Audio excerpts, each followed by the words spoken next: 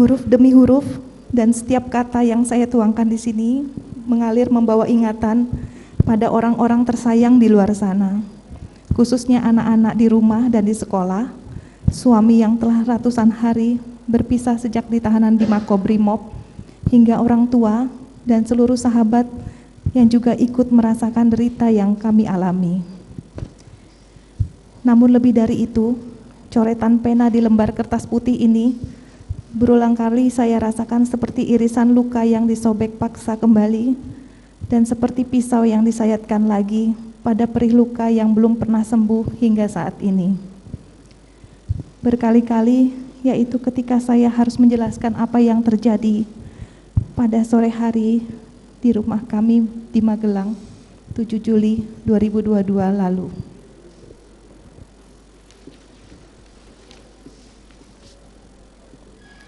Saya mengalami kekerasan seksual dan dianiaya oleh orang yang selalu kami percayakan dengan sangat baik, yang kami anggap keluarga.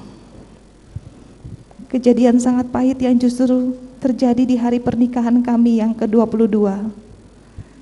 Di sisi lain, jutaan hinaan, cemooh, bahkan penghakiman telah dihujamkan kepada saya. Bahkan dalam perjalanan setelah persidangan, saya melihat dari mobil tahanan banyak spanduk berisi makian dan paksaan agar majelis hakim menjatuhkan hukuman-hukuman yang menakutkan.